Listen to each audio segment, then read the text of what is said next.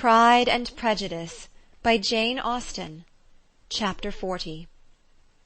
Elizabeth's impatience to acquaint Jane with what had happened could no longer be overcome, and at length, resolving to suppress every particular in which her sister was concerned, and preparing her to be surprised, she related to her the next morning the chief of the scene between Mr. Darcy and herself.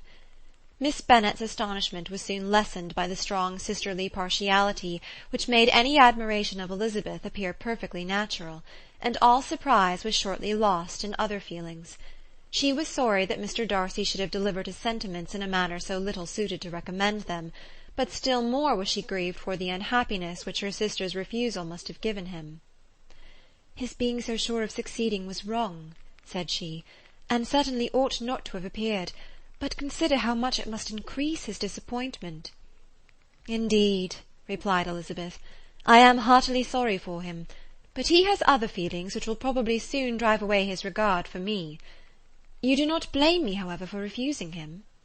"Blame you? Oh, no." "But you blame me for having spoken so warmly of Wickham?" "No, I do not know that you were wrong in saying what you did." "But you will know it when I tell you what happened the very next day." She then spoke of the letter, repeating the whole of its contents as far as they concerned George Wickham. What a stroke was this for poor Jane! Who would willingly have gone through the world without believing that so much wickedness existed in the whole race of mankind as was here collected in one individual?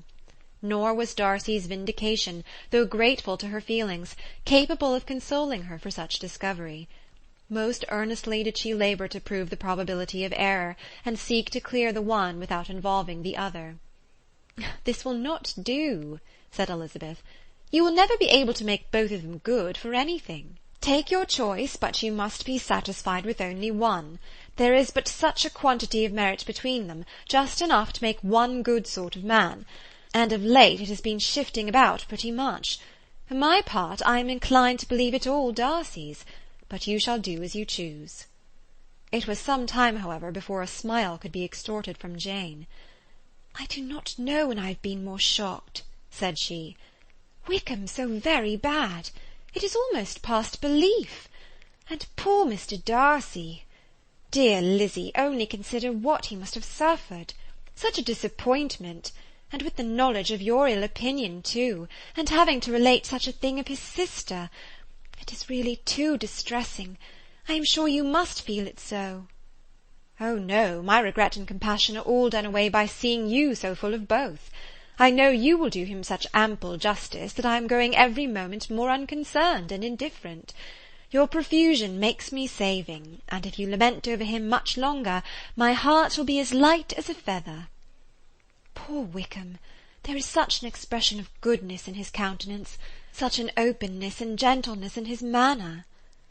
"There certainly was some great mismanagement in the education of those two young men. One has got all the goodness, and the other all the appearance of it." "I never thought Mr. Darcy so deficient in the appearance of it as you used to do." "And yet I meant to be uncommonly clever in taking so decided a dislike to him without any reason. It is such a spur to one's genius, such an opening for wit, to have a dislike of that kind. One may be continually abusive without saying anything just, but one cannot be always laughing at a man without now and then stumbling on something witty." "Lizzie, when you first read that letter, I am sure you could not treat the matter as you do now." "Indeed, I could not. I was uncomfortable enough, I may say unhappy, and with no one to speak to about what I felt, no Jane to comfort me and say that I had not been so very weak and vain and nonsensical as I knew I had. Oh, how I wanted you!" "How unfortunate that you should have used so very strong expressions in speaking of Wickham to Mr. Darcy, for now they do appear so wholly undeserved." "Certainly. But the misfortune of speaking with bitterness is a most natural consequence of the prejudices I had been encouraging.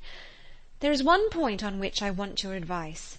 I want to be told whether I ought, or ought not, to make our acquaintance in general understand Wickham's character." Miss Bennet paused a little, and then replied, "Surely there can be no occasion for exposing him so dreadfully. What is your opinion?" "That it ought not to be attempted. Mr. Darcy has not authorized me to make his communication public. On the contrary, every particular relative to his sister was meant to be kept as much as possible to myself, and if I endeavour to undeceive people as to the rest of his conduct, who will believe me? The general prejudice against Mr. Darcy is so violent that it would be the death of half the good people in Meryton to attempt to place him in an amiable light. I am not equal to it. Wickham will soon be gone, and therefore it will not signify to anyone here what he really is. Some time hence it will all be found out, and then we may laugh at their stupidity in not knowing it before. At present I will say nothing about it. You are quite right. To have his errors made public might ruin him for ever. He is now perhaps sorry for what he has done, and anxious to re-establish a character. We must not make him desperate. The tumult of Elizabeth's mind was allayed by this conversation. She had got rid of 2 of the secrets which had weighed on her for a fortnight, and was certain of a willing listener in Jane, whenever she might wish to talk again of either. But there was still something lurking behind, of which prudence forbade the disclosure. She dared not relate the other half of Mr. Darcy's letter, nor explain to her sister how sincerely she had been valued by her friend. Here was knowledge in which no one could partake, and she was sensible that nothing less than a perfect understanding between the parties could justify her in throwing off this last encumbrance of mystery. "And then," said she, "if that very improbable event should ever take place, I shall merely be able to tell what Bingley may tell in a much more agreeable manner himself. The liberty of communication cannot be mine till it has lost all its value." She was now, on being settled at home, at leisure to observe the real state of her sister's spirits. Jane was not happy. She still cherished a very tender affection for Bingley. Having never even fancied herself in love before, her regard had all the warmth of first attachment, and from her age and disposition, greater steadiness than most first attachments often boast, and so fervently did she value his remembrance, and prefer him to every other man, that all her good sense, and all her attention to the feelings of her friends, were requisite to check the indulgence of those regrets which must have been injurious to her own health and their tranquillity. "Well, Lizzie," said Mrs. Bennet one day, "what is your opinion now of this sad business of Jane's? For my part, I am determined never to speak of it again to anybody. I told my sister Phillips so the other day, but I cannot find out that Jane saw anything of him in London. Well, he is a very undeserving young man, and I do not suppose there's the least chance in the world of her ever getting him now. There is no talk of him coming to Netherfield again in the summer, and I have inquired of everybody, too, who is likely to know." "I do not believe he will ever live at Netherfield any more." "Oh, well, it is just as he chooses. Nobody wants him to come. Though I shall always say he used my daughter extremely ill, and if I was her I would not have put up with it.